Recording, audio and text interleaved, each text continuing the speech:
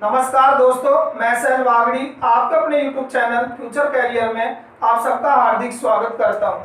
दोस्तों, आज अपन पढ़ेंगे हिंदी व्याकरण के अंदर रचना के आधार पर शब्दों के भेद। जी हाँ दोस्तों, आज का हमारा टॉपिक है रचना के आधार पर। किसके आधार पर? रचना के आधार पर शब्दों के भेद। तो दोस्तों, यदि आपने हमारे चैनल को सब्सक्राइब नहीं किया है तो आप हमारे चैनल को सब्सक्राइब कर लें, जिससे आपको हिंदी व्याकरण के अंदर नए नए टॉपिक से संबंधित वीडियो आपको मिलते रहें। दोस्तों, यदि आपको हमारा वीडियो अच्छा लगे तो आप वीडियो को ज़्यादा से ज़्यादा शेयर करें, लाइक करें। दोस्तों, चलते हैं आज के इस टॉपिक पर। तो अपन देखते हैं रचना के आधार पर शब्दों के भेद। तो दोस्तों, रचना के आधार पर शब्दों के तीन भेद होते हैं। कितने भेद होते हैं? तीन प्रकार के होते हैं रचना के आधार पर। एक पहला होता है रूढ़ शब्द। कौन से होते हैं? रूढ़ शब्द, यौगिक शब्द और योग रूढ़ शब्द। तीन भेद होते हैं इसके। रचना के आधार पर शब्दों के भेद कितने होते हैं? तीन प्रकार के होते हैं। ये रूढ़ शब्द, यौगिक शब्द और योग रूढ़ शब्द। अपन सबसे पहले देखते हैं रूढ़ शब्द। परिभाषा देखिए इसकी। वे शब्द जो किसी व्यक्ति, वस्तु, स्थान और प्राणी के लिए वर्षों से प्रयुक्त होने के कारण विशिष्ट अर्थ में प्रचलित हो गए हैं तथा जिनके टुकड़े करने पर पृथक से कोई अर्थ नहीं निकले, ऐसे शब्द क्या कहलाते हैं? रूढ़ शब्द कहलाते हैं। तो दोस्तों, आप समझ गए होंगे कि रूढ़ शब्द यानी ऐसे शब्द जो किसी व्यक्ति के लिए, वस्तु के लिए, किसी स्थान के लिए, प्राणी के लिए और बहुत सारे वर्षों पहले से ही जो अपनी बोलचाल भाषा के अंदर और वो प्रचलित हो गए हैं, रूढ़ हो गए हैं, यानी उनका नाम जो है फिक्स हो गया है। ऐसे वर्षों से प्रयुक्त शब्द जो कि आजकल वो विशिष्ट अर्थ में प्रयुक्त होने लगे, प्रचलित हो गए हैं, और उनका यदि अपन टुकड़े करें तो अलग से टुकड़े करने पर पृथक से कोई किसी प्रकार का अर्थ नहीं निकले, तो ऐसे शब्दों को रूढ़ शब्द कहते हैं। जैसे दूध, गाय, रोटी, दीपक, पेड़, देवता, पत्थर, आकाश, मेंढक, स्त्री आदि। दोस्तों, जैसे हमारा फर्स्ट उदाहरण में है दूध। अब यहाँ पर दू और प्लस में ध, अगर अपन इनके अलग से टुकड़े करें तो यहाँ पर दू का कोई अलग से अर्थ नहीं निकल रहा है, उसी प्रकार से ध का कोई अलग से अर्थ नहीं है पृथक से इनका, ठीक है ना। उसी प्रकार से गाय में गा, ये कोई अलग से पृथक अर्थ नहीं है। रोटी, अब इनको अलग अलग अगर अपन करें, रो को अलग कर ले, टी को अलग कर ले, तो कोई इनका अन्य पृथक से अर्थ नहीं निकल रहा है।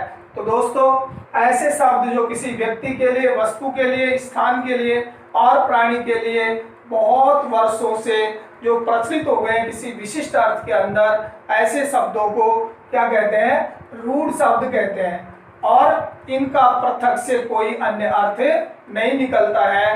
जबकि अपन आगे पढ़ेंगे यौगिक शब्द। यौगिक शब्दों का पृथक से अर्थ होता है, ठीक है ना। तो अपन ध्यान देंगे, एग्जाम के अंदर, कंपटीशन के अंदर पूछा जाएगा निम्न में से रूढ़ शब्द कौन सा है, या निम्न में से यौगिक शब्द कौन सा है, या निम्न में से योग रूढ़ शब्द कौन सा है। आगे अपन देखते हैं यौगिक शब्द की परिभाषा। आगे देखिए दोस्तों, यौगिक शब्द आगे पढ़ेंगे अपन। यौगिक शब्द, यौगिक शब्द, यौगिक शब्द अर्थात ऐसे शब्द, ऐसे शब्द जो दो या दो से अधिक, दो या दो से अधिक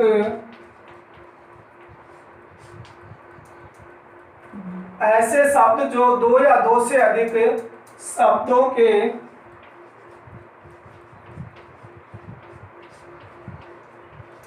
योग से बने हो जिनका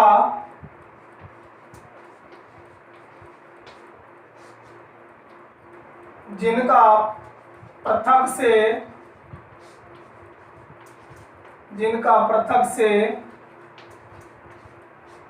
अर्थ भी होता है, जिनका पृथक से अर्थ भी होता है, अर्थात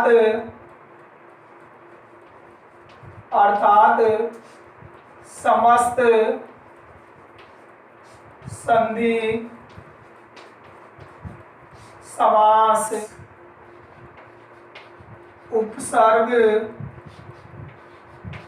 व प्रत्यय से बने उपसर्ग व प्रत्यय से बने शब्द यौगिक होते हैं। यौगिक होते हैं।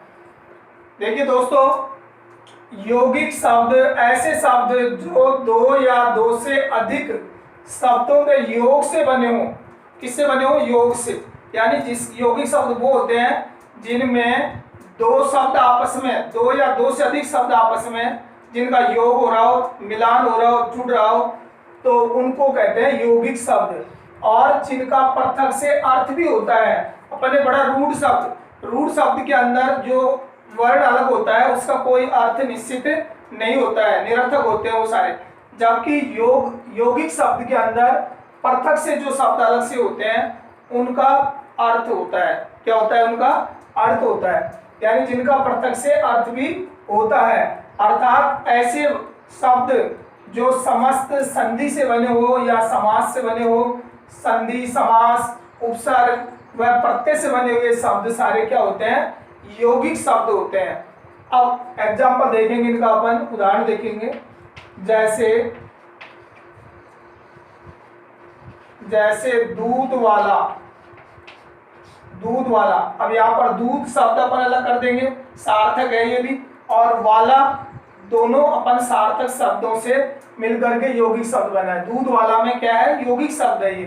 दूध वाला क्या है? यौगिक शब्द। आगे देखिए, राष्ट्रपति। दोस्तों यहाँ पर राष्ट्र और पति दो शब्दों से मिलकर बना है ये।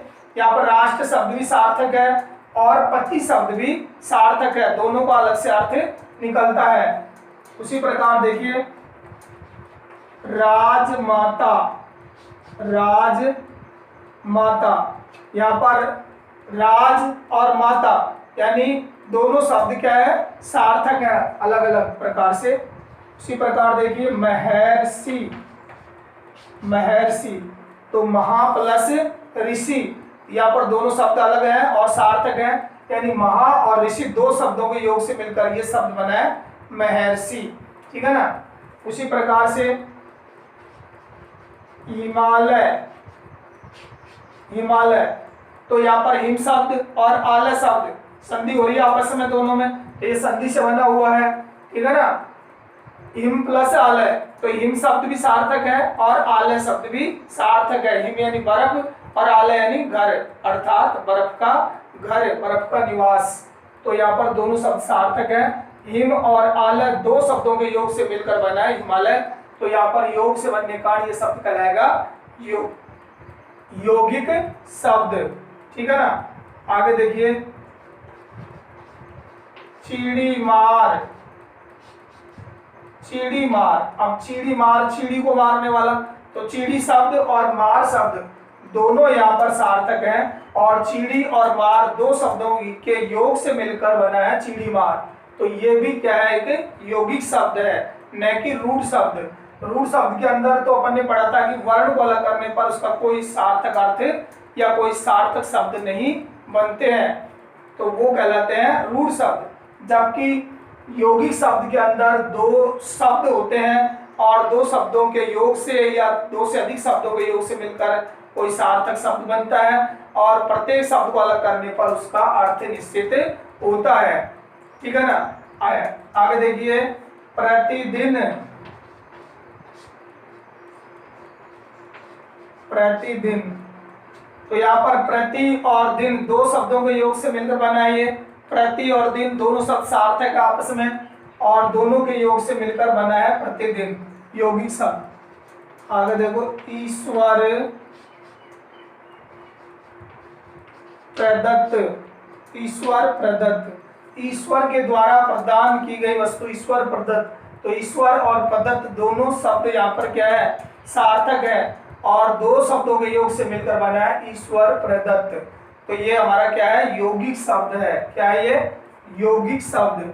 तो इस तरीके से दोस्तों अपन ने पढ़ा यौगिक शब्द के बारे में कि जो दो शब्दों के योग से मिलकर बना हो तो वो क्या कहलाते हैं, यौगिक शब्द, और दोनों का पृथक से अर्थ निश्चित होता हो। इसके अलावा कौन कौन से शब्द होते हैं, वो संधि से बने हुए, समास से बने हुए, उपसर्ग से और प्रत्यय से बने हुए शब्द क्या कहलाते हैं, यौगिक शब्द कहलाते हैं। अब एग्जाम के अंदर हमारे जो क्वेश्चन पूछा जाता है वो इस तरह से पूछा जाता है कि निम्न में से रूढ़ शब्द कौन सा है, या निम्न में से यौगिक शब्द कौन सा है, या निम्न में से योग रूढ़ शब्द कौन सा है। ठीक है ना। तो आप लोग इनकी परिभाषा और एग्जाम्पल इनका ध्यान रखेंगे। आगे देखिए, अपन पढ़ेंगे योग रूढ़ शब्द। योग रूढ़ शब्द, सबसे पहले अपन देखते हैं इनकी परिभाषा। ऐसे शब्द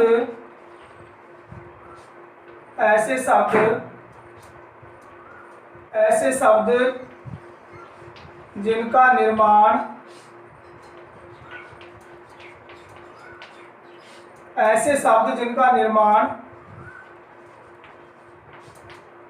पृथक पृथक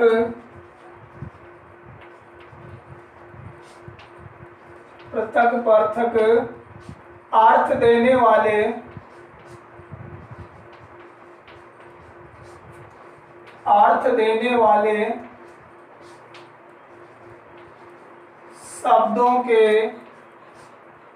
शब्दों के योग से होता है।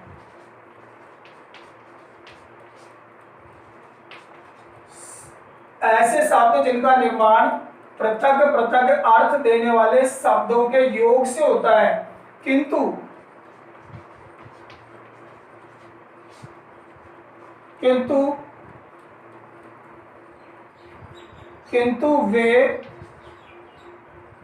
वे अपने द्वारा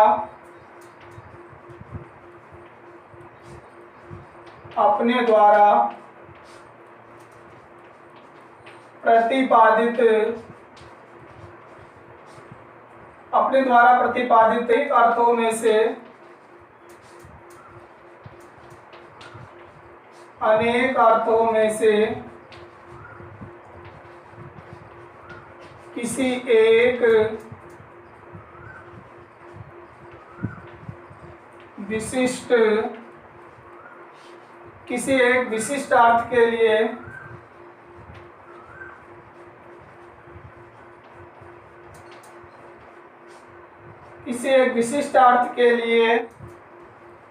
प्रतिपादित होकर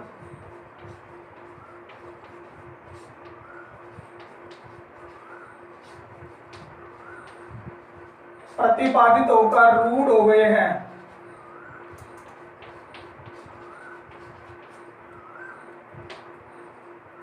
ऐसे शब्द योगरूढ़ शब्द कहलाते हैं। ऐसे शब्द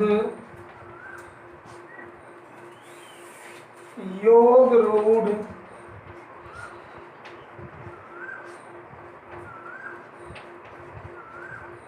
शब्द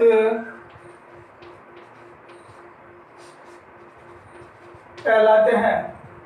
दोस्तों देखिए कि ऐसे शब्द जिनका निर्माण पृथक अर्थ देने वाले शब्दों के योग से होता है, किंतु वे अपने द्वारा प्रतिपादित अनेक अर्थों में से किसी एक विशिष्ट अर्थ के लिए प्रतिपादित होकर रूढ़ हो गए हैं, ऐसे शब्द योगरूढ़ शब्द कहलाते हैं। यानी अपन ने जो बहुव्रीहि समास जो पढ़ा है, इस प्रकार बहुव्रीहि समास के अंदर विशिष्ट अर्थ प्रयुक्त हो जाता है, उसी प्रकार से यहाँ पर योगरूढ़ शब्द भी हमारे बहुव्रीहि समास के समान ही है। जैसे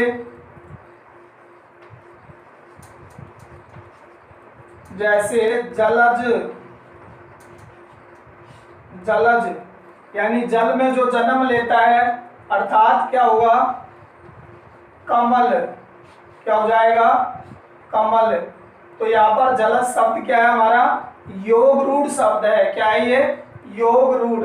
यानी यहाँ पर दो शब्दों के योग से भी बना है और जय लय जय रूढ़ शब्द भी इसके अंदर प्रयुक्त हो रहे हैं। यानी योग और रूढ़ दोनों प्रकार के शब्दों का मेल। अपन ने रूढ़ शब्द के अंदर पढ़ा था कि जिनका कोई विशिष्ट अर्थ प्रयुक्त नहीं होता हो और जिनके टुकड़े संभव नहीं हो तो उनको रूढ़ शब्द कहते हैं। और दो शब्दों के मिलकर के जो योग से बनते हैं वो यौगिक शब्द कहलाते हैं। आप देखिए, जलज, कमल,